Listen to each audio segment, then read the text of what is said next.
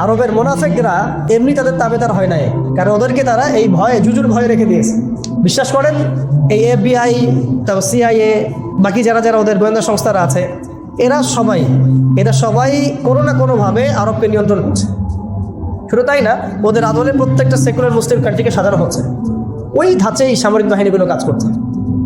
তাদের মিশন আমরা সার্ভ করতেছি, তাদের মিশন মুসলিমরা সার্ভ করতেছে।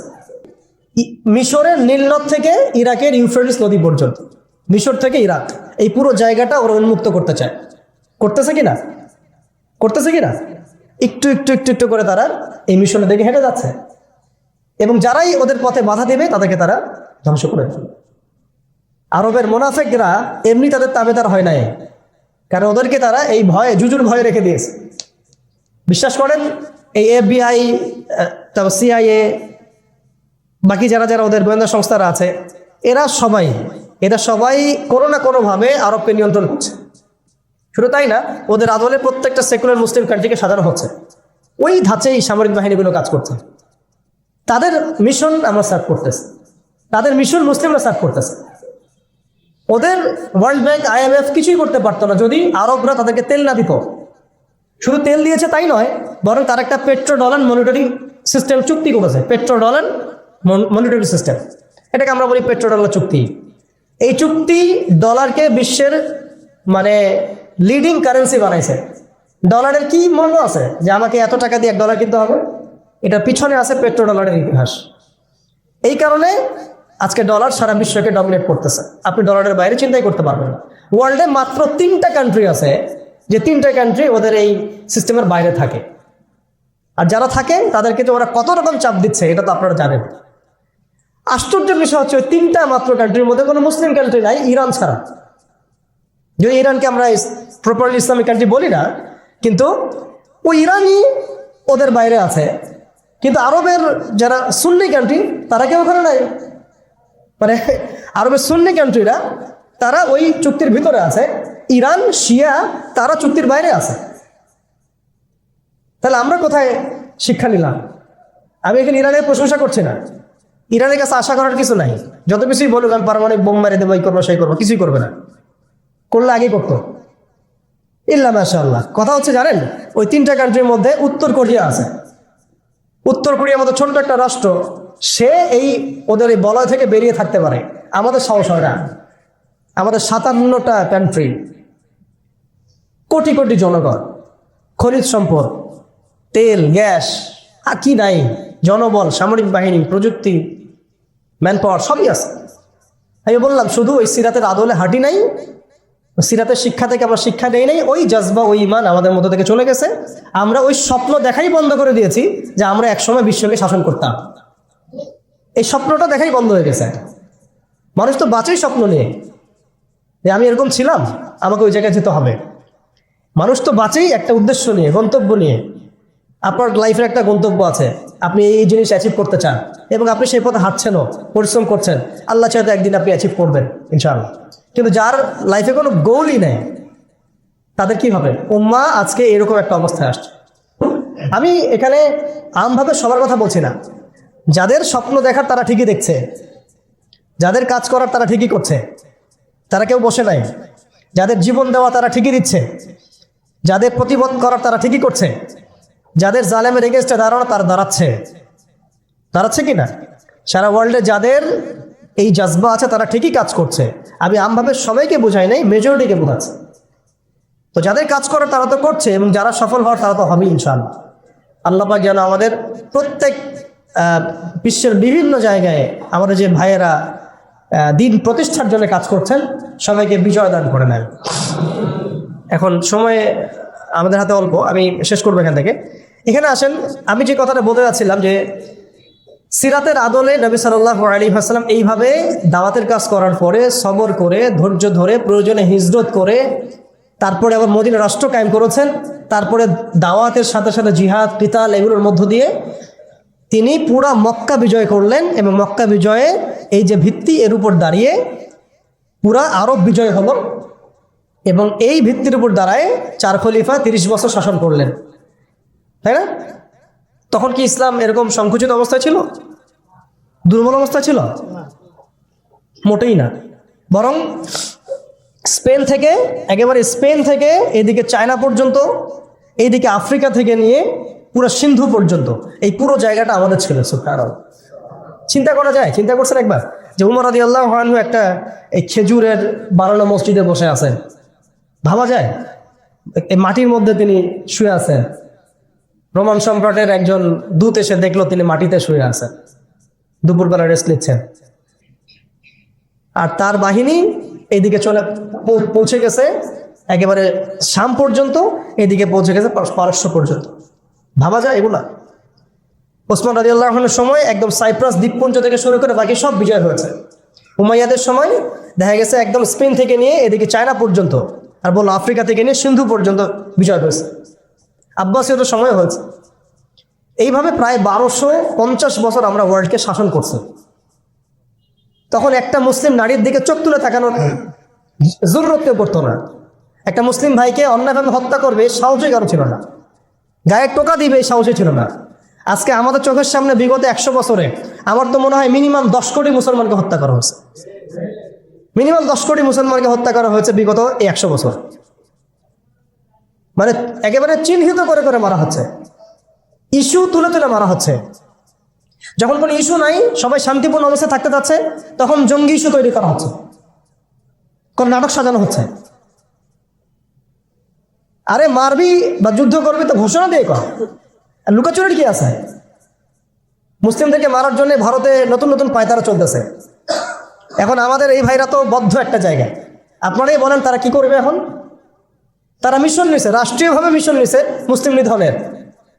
এখন এই ভাইদের কোনো রাষ্ট্র নাই, কোনো জামা নাই, কোনো আমির নাই, কোনো এদাদ নাই, কোনো জিহাদের কোনো মানে ওখানে অবস্থাই নাই করার মতো তাদের, তাই না? ভিতরে কথা বলছি আমি, কাশ্মীরের কথা বলছি না। তাহলে এই ভাইরা এখন কি করবে?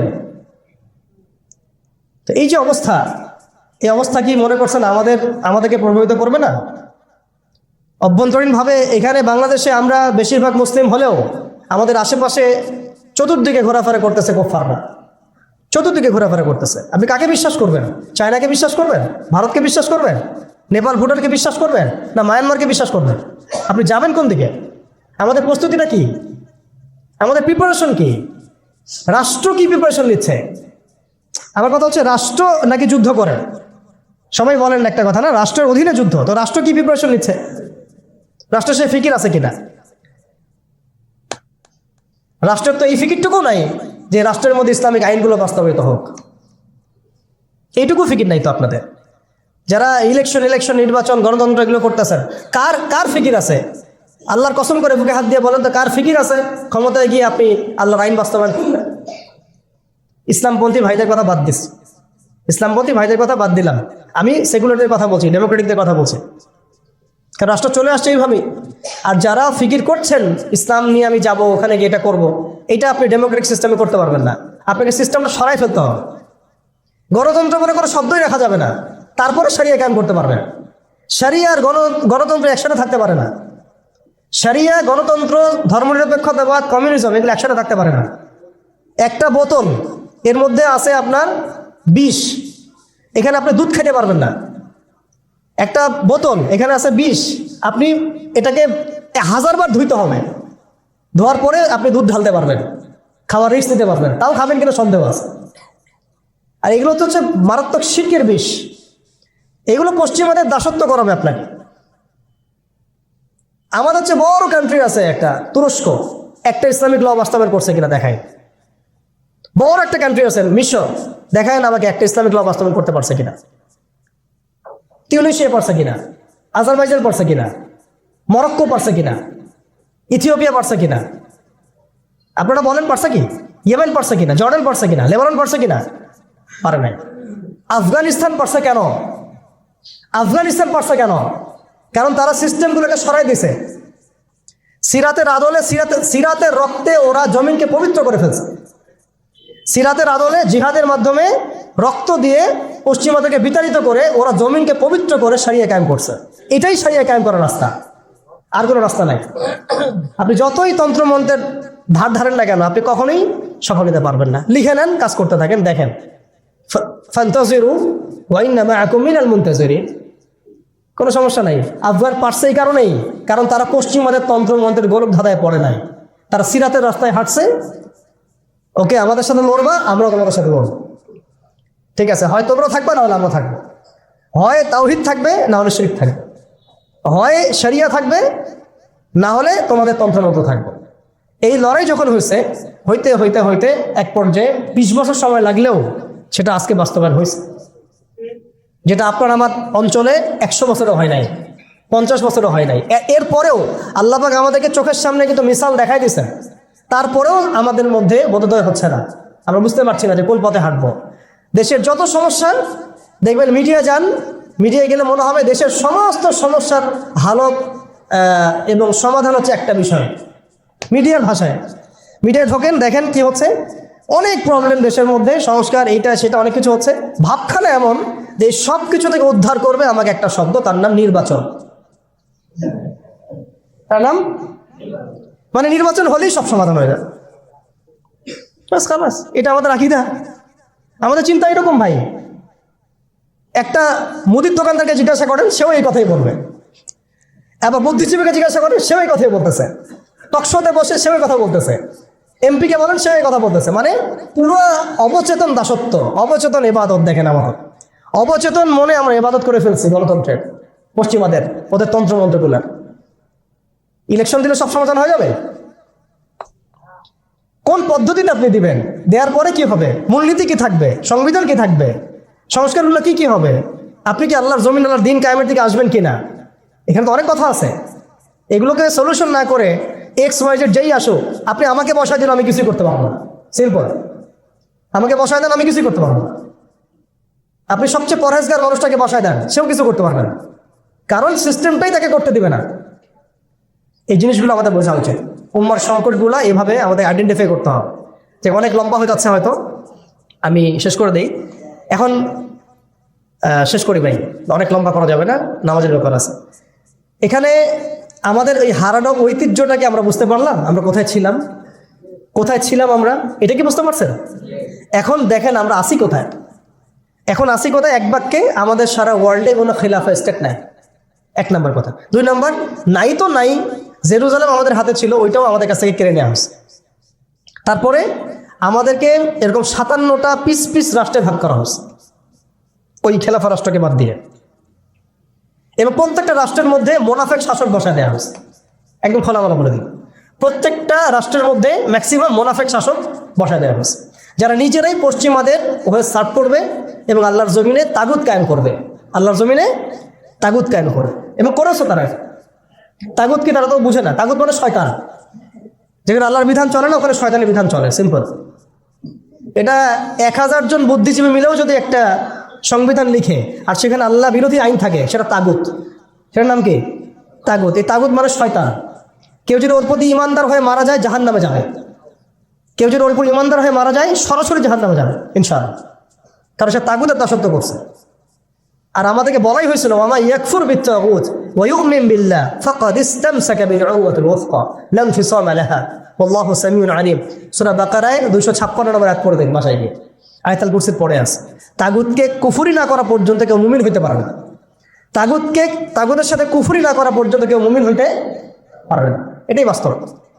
এখন এইভাবে আমাদেরকে ভাগ করা হয়, মোনাফেক শাসক বসায় দেওয়া হয়। শুধু তাই না, প্রত্যেকটা কান্ট্রির মধ্যে ওই 4 দেবতা 5 দেবতা ঢুকাই দেওয়া হয়েছে, ওই যে বললাম আগে।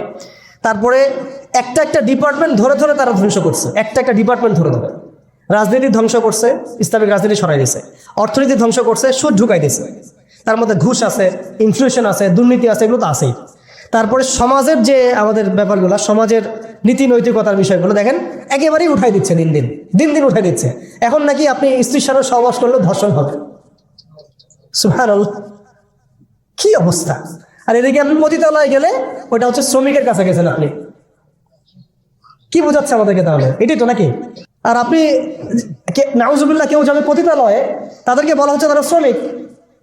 তার তসলিমা নাসরিনকে আমরা এখান থেকে বিতাড়িত করছিলাম কেন? তসলিমা নাসরিনকে আমরা বিতাড়িত করছিলাম কেন? ঘুরে ফিরে তো সেটাই আসতেছে। আবার শুধু তাই না, এখন আবার লিঙ্গ চেক করতে হয়, সে কি নারী না পুরুষ না অন্যান্য। অন্যান্য মানে কি জানেন? অন্যান্য মানে কি ট্রান্স কিনা? ট্রান্সজেন্ডার চালু করে দেওয়া হলো। আরে ভাই, হজের নিবন্ধন করতে গেলেও দেখা যাচ্ছে অন্যান্য আসতেছে। কি বুঝাচ্ছেন আমাদেরকে তাহলে?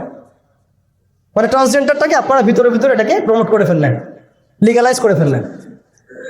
আবার সমকামিতা তো আছেই, জেনা ব্যভিচার এগুলো তো ছড়াচ্ছেই, ফ্রি মিক্সিং দিয়ে দিছে, ছেলেমেয়ের অবাধ মেলামেশা, মানে সমাজের একটা যে স্থিতিশীলতা থাকে মুসলিমদের, এটাকে ধ্বংস করছে এরা। এরা কি পশ্চিমারা এসে করছে এখানে? ওদের অনুগত দাসদেরকে দিয়ে করাইছে। সমাজকে ধ্বংস করছে, অর্থনীতি ধ্বংস করছে, রাজনীতি ধ্বংস করছে, মিডিয়াগুলো ওদের হাতে নিয়ে নিছে। মিডিয়া হাতে নেওয়া মানে হচ্ছে মানে দিনকে ওরা রাত বাড়াই দেবে, রাতকে দিন বাড়াই দেবে। আর আপনারা তাদেরকে এত বিশ্বাসও করেন, অনেকে একটু ইসলামিক নিউজ করলে আপনারা বিশ্বাসও করেন। আসার সময় যে আমরা মাওয়া দিয়ে আসলাম, ওখানে দেখবেন একটা পোস্টার আছে বড় করে, সেটাতে লেখা আছে যে ওই যে আবু সাইদের ছবি দেওয়া আছে, দিয়ে আছে কি নতুন বাংলাদেশে স্বাগতম না এরকম কিছু একটা, নিচে লেখা আছে প্রথম আলো। দেখেন এদের চরিত্র দেখেন। এরা বিগত প্রায় শুরু থেকে এরা আজ পর্যন্ত এই তাগুদের সার্ভ করছে, ভারতের দালালি করছে, ফ্যাসিস্টের দোসর ছিল। এরা আমাদেরকে জঙ্গি বানাইছে, এরা বহু মানুষকে কারাগারে পাঠাইছে, এরা বহু মানুষের গুমের জন্য দায়ী, খুনের জন্য দায়ী, হত্যার জন্য দায়ী, ফাঁসির জন্য দায়ী। এরা আবার পাল্টি মারল পরিবর্তিত বাংলাদেশ। দেখছেন? এই হচ্ছে মিডিয়ার অবস্থা। প্রত্যেকটা মিডিয়া ওরা হাতে নিয়ে নিছে, এবং এর সাথে প্রযুক্তিগত উন্নয়ন। আমি তো বলছিলাম যে মানে আমাদেরকে এইভাবে মনিটর করা হতো যে আমাদের ফোনে যদি আপনি একটা কল দেন, মেসেজ করেন, তাহলে আপনি ট্রেস হয়ে যাবেন। এইভাবে মনিটর করা যায়। আপনি গোপনে আপনার স্ত্রীকে কি বলছেন সেটা তারা শুনতেছে আরিবেতে। আমি জানি না, আপনি আপনার ওয়াইফকে ফোনে গোপনে কি বলতেছেন, কিছু আলাপ হতে পারে না, অ্যাডাল্ট হতে পারে কিনা, ওইটা তারা রেকর্ড করতেছে। সুবহানাল্লাহ। এখন টেকনোলজি এই জায়গায়, AI এখানে বসে একটা ক্লিক করবে, আপনাকে যদি ওইখানে শ্যুট করতে চাই শ্যুট করা যাবে। ড্রোন এসে আপনার কপালে গুলি মেরে দিয়ে চলে যাবে দূর থেকে। এই প্রযুক্তি দিয়ে এই ফিলিস্তিনে বহু মানুষকে মারা হচ্ছে এখন, রাইট নাও। তো আমি বলতে চাচ্ছিলাম আমরা কোন জায়গায় আসছি, এই জায়গায় এখনকার হালত, আজকে এই জায়গায় তারা আমাদেরকে নিয়ে আসছে। আর এখন প্রশ্ন হচ্ছে যে এই ওদের যে মানে অগ্রগতি, আমাদের যে অধঃপতন, এই জিনিসটার জন্য কি শুধু তারাই দায়ী না আমরাও দায়ী আছি?